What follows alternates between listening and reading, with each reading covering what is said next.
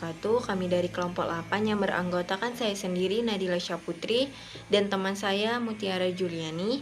Kami akan membahas mengenai hasil analisis perbankan MyBank Syariah yang dimana pembahasannya ada 9. Yang pertama CAR, kedua NPF Gross, ketiga NPF Net, keempat BUPO, kelima FDR, keenam NOM, dan ketujuh ROA, ke-8 ROE, dan ke-9 kapital struktur.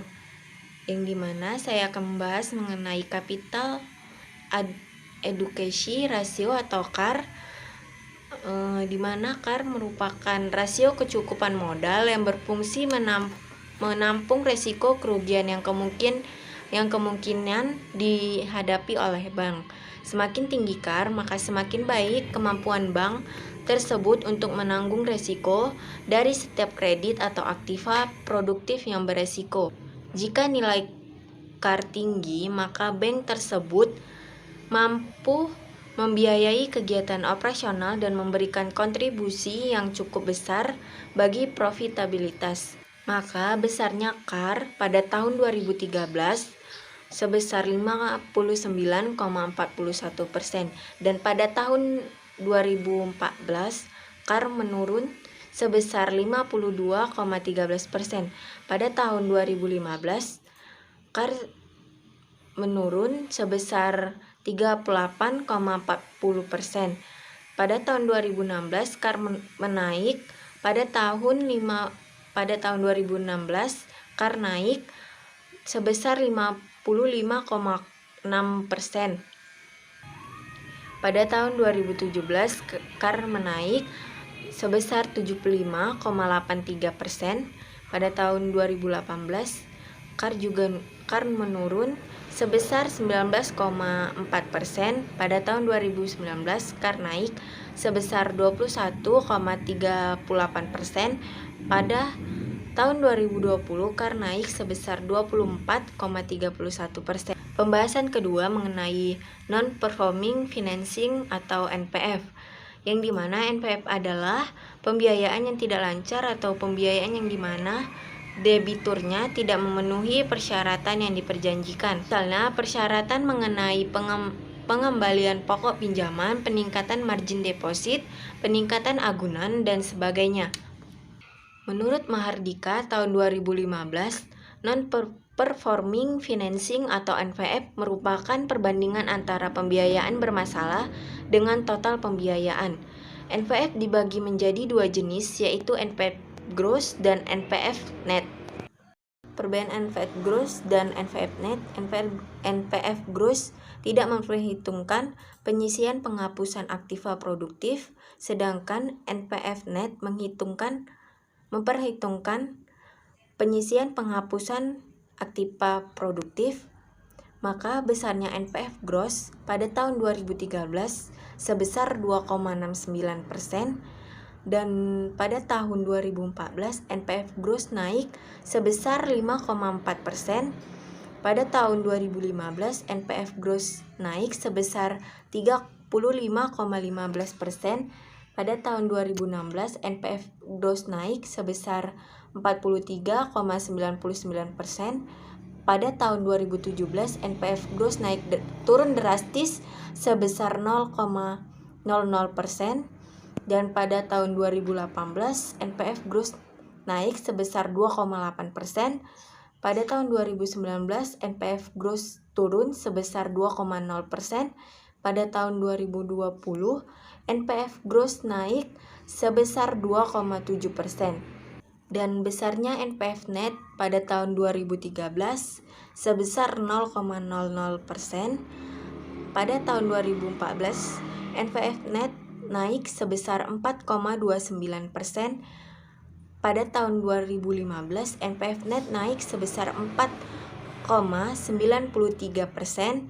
Pada tahun 2016 NPF Net turun sebesar 4,60%. Pada tahun 2017 NPF Net turun drastis sebesar 0,00%. Pada tahun 2018 NPF Net naik sebesar 1,9%. pada tahun 2019 NPF net naik sebesar 1,1%. Pada tahun 2020 NPF net turun sebesar 0,90%.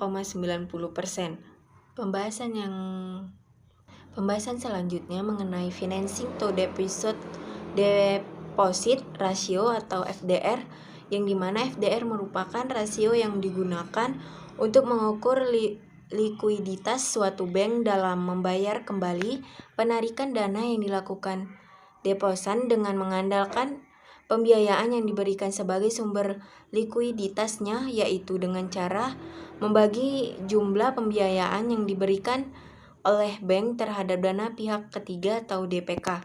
Semakin tinggi FDR, maka semakin tinggi dana yang disalurkan ke dana pihak ketiga atau DPK. Perkembangan rata-rata FDR tahun perbankan MyBank Syariah tahun 2013 sampai 2020 dapat dijelaskan sebagai berikut.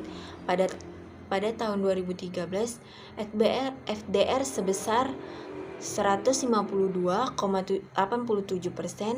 Pada tahun 2014, FDR naik sebesar 157,77%. Pada tahun 2015, FDR turun sebesar 110,54%.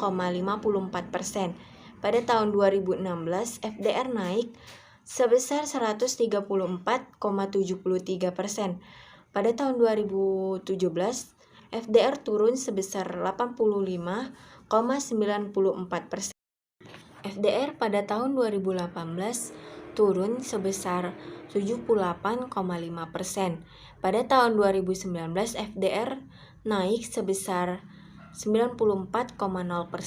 Pada tahun 2020, FDR naik sebesar 95,3%. Dan selanjutnya membahas mengenai BOPO atau biaya operasional pendapatan operasional, yang dimana BOPO merupakan untuk mengukur tingkat efisiensi dan kemampuan bank melakukan kegiatan operasinya. Rasio ini membandingkan antara jumlah biaya operasional dan pendapatan operasional. Biaya operasional meliputi biaya bunga dan biaya operasional lainnya, sedangkan pendapatan operasional meliputi pendapatan bunga dan pendapatan operasional lainnya. Untuk menghitung BOPO, maka terlebih dahulu harus diketahui biaya operasional dan pendapatan operasional. Berdasarkan hasil perhitungan besarnya BOPO pada tahun 2013 sampai tahun 2020 sebagai berikut. Pada tahun 2013, BOPO sebesar 67,79%, dan pada tahun 2014, BOPO naik sebesar 69,62%. Dan pada tahun 2015 BOPO naik sebesar 192,60%. BOPO pada tahun 2016 turun sebesar 160,28%. Pada tahun 2017 BOPO turun sebesar 83,36%. Pada tahun 2018 BOPO naik sebesar 83,47%. Pada tahun 2019 BOPO naik sebesar 85,78%. BOPO pada tahun 2020 naik sebesar 87,83%. Selanjutnya yaitu NOM atau Net Operation Margin. Net Operation Margin merupakan rasio utama rentabilitas pada bank syariah untuk mengetahui kemampuan aktiva produktif dalam menghasilkan laba. Net Operation Margin ini juga dapat diartikan sebagai rasio rentabilitas untuk mengetahui kemampuan aktivitas produktif dalam menghasilkan laba melalui perbandingan pendapatan operasional dan beban operasional dengan rata-rata aktiva produktif. Net Operation Margin dapat dilihat dari dua perspektif. Jika dilihat dari perspektif pertama, yaitu dari sisi sifat kompetitif bank dan sisi rentabilitas, margin yang kecil mengidentifikasikan sistem perbankan yang kompetitif dengan biaya intermediasi yang rendah. Namun di sisi rentabilitas margin yang tinggi menggambarkan stabilitas dari sistem perbankan ini dilatar belakangi bank yang dapat menambah margin yang tinggi ke dalam rentabilitas dan modal sehingga dapat melindungi dari risiko. Untuk rumus menghitung NOM atau net operation margin ini sebagai berikut, yaitu NOM sama dengan POB dikurang DBH kurang PO. Kemudian dibagi dengan rata-rata AT.